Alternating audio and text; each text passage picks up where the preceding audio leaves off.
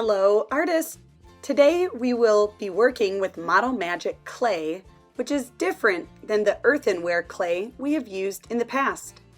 Due to the pandemic, we will be working with Model Magic clay so that we don't need to share materials and so that cleanup is a cinch. Model Magic is a type of air dry clay.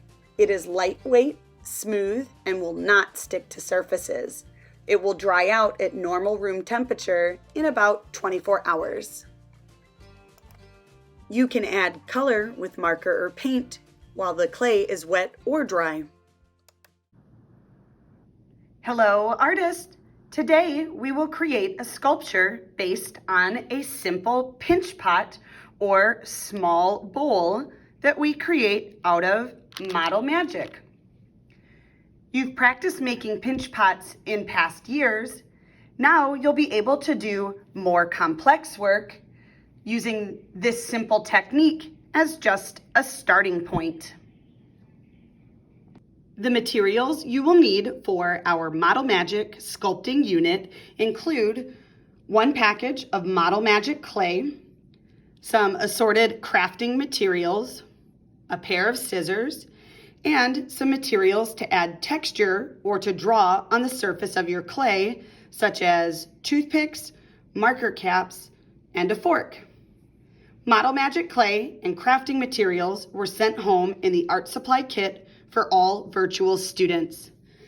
Virtual students will need to locate a pair of scissors along with some materials at home for adding texture or drawing on the surface of the clay. To add color to your Model Magic creation, you will need at least one of these materials. You can add color by using paint, such as acrylic paint, tempera paint, or watercolor paint, and a brush to apply that paint, or you can add color using magic markers. Begin by opening your package of Model Magic clay and squeezing the clay in your hands or rolling it into a ball. We want to warm up this clay using our body heat from our own hands to help make the clay softer and stretchier so that it's easy to sculpt with.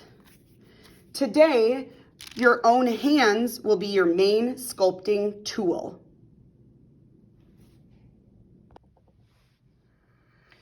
Roll your clay into a ball, and then you will need to divide your clay into 2 pieces. One part of the clay will be for your pinch pot, and the other part will be for all remaining pieces and details that you need to add to your art idea. You can pull, stretch, and break your clay in half, or if you're finding that's difficult, you can use a pair of scissors to cut your clay in half so that you have a section for your pinch pot and a section that will become the different parts of your creation. Something to consider is how large you want your pinch pot and how many pieces you might be adding to your pinch pot. Right now, I've split the clay evenly so that there are equal amounts in both of these pieces. You can also divide your clay unequally. Here you can see I have a larger chunk of clay and a smaller chunk of clay. This is so that I can choose to sculpt a bigger pinch pot and add fewer details and pieces. Choose what's right for your idea. Now it's time to review how to make a pinch pot. Take one of your chunks of clay and roll it in the palms of your hand to create a ball. Once your ball is mostly smooth and mostly round, you are ready to push into the clay with your thumb, creating an indentation. You'll want to push your thumb close to the bottom of the clay, but not all the way through. Remember, we're making a pinch pot and not a donut.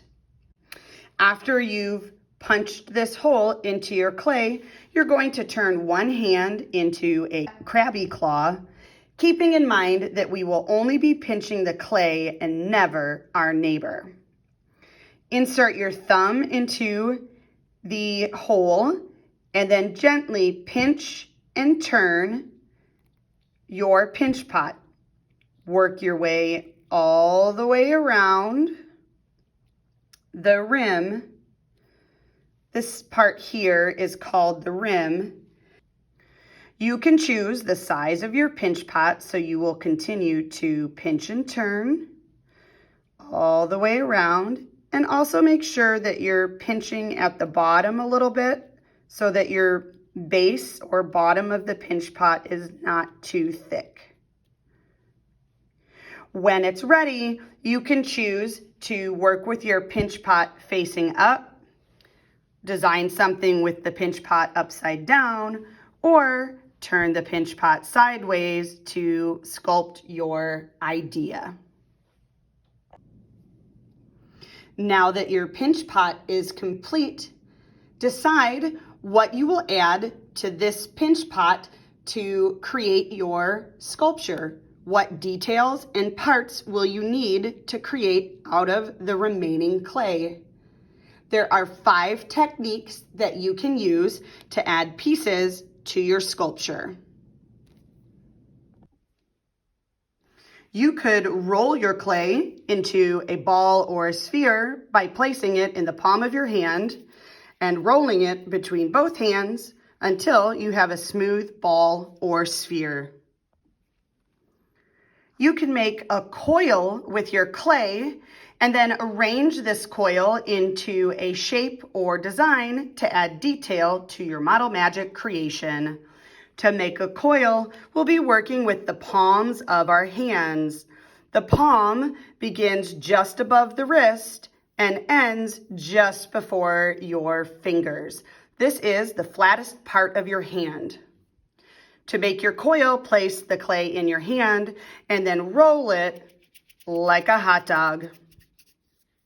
If you wish to make your coil longer, you will use both hands beginning in the center and working your way outward until the coil is the length that you want. You can also make your coil shorter by tearing the clay or even cutting the clay to the desired size. You can flatten your clay by starting with a roll or a sphere, then using the palm of your hand to press the clay against the table and flatten it like a cookie. Something special you can do with your Model Magic clay is cut it with a pair of scissors into a desired shape. This technique will work best if you have already pressed your clay flat against the table like a cookie.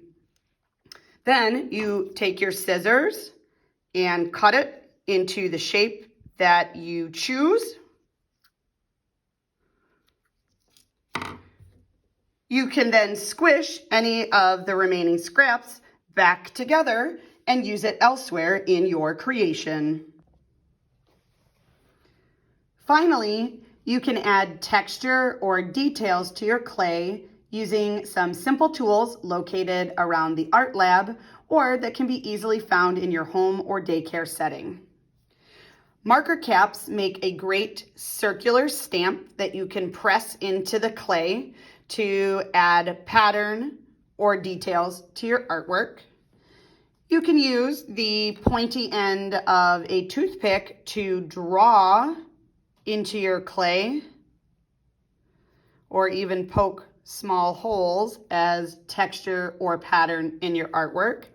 And you can also use a fork as a stamping tool or to draw into the clay. The combinations of patterns and texture are endless, so use your imagination. Now that you've seen the different techniques you can use to create your pinch pot creature, I will speed up this section of the video so that you can see how to combine these different techniques to create a creature of your own.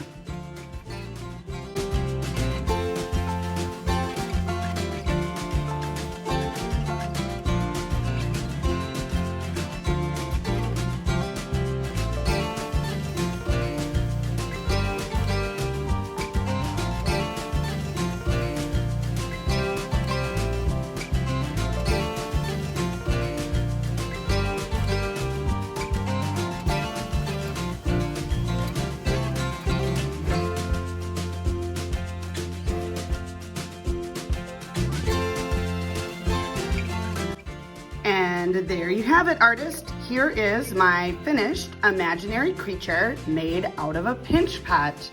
This time, I chose to work with my pinch pot upside down. You'll notice that I used a variety of techniques, such as rolling the clay into a ball, pressing it flat with my hand, adding coils, and even cutting the clay into different shapes. Additionally, I used some of the craft materials and the texture tools to add more details to my imaginary creature.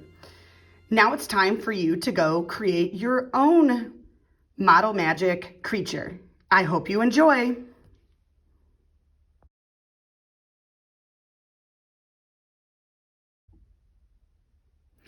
After your Model Magic creature has dried for at least 24 hours, it is time to add color.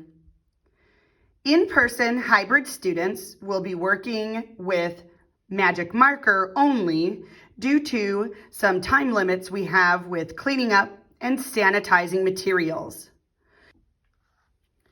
Virtual students may add color with Magic Marker as well as paint. Be aware, if you choose to paint your creature, it will need some additional dry time, possibly as long as another 24 hours.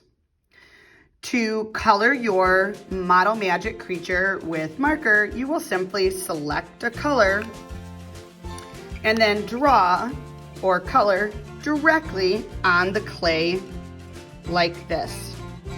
As you color, you'll notice that you will need to turn your pinch pot creation into many different directions because this is a sculpture and you want to get color on all parts of your sculpture.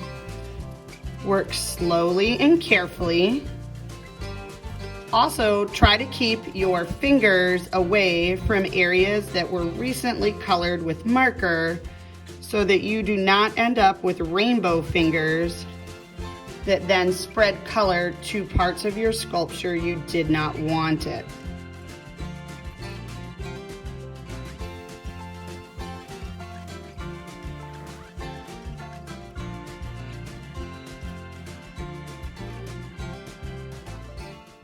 As you color, it's possible that a body part may fall off your creature. If that happens, don't panic.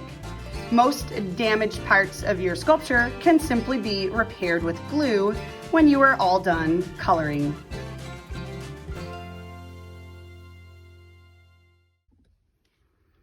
Here is my finished Model Magic creation. You can see that I've added marker all the way around the creature, including the top, the bottom, the sides, and the front. You can also see that I needed to use some Elmer's glue to repair a toe that broke off and my eyeball that broke off while I was working. Not even the art teacher is perfect. I was persistent and came up with a solution for how to repair my Model Magic creature. I hope you enjoy finishing your Model Magic creature.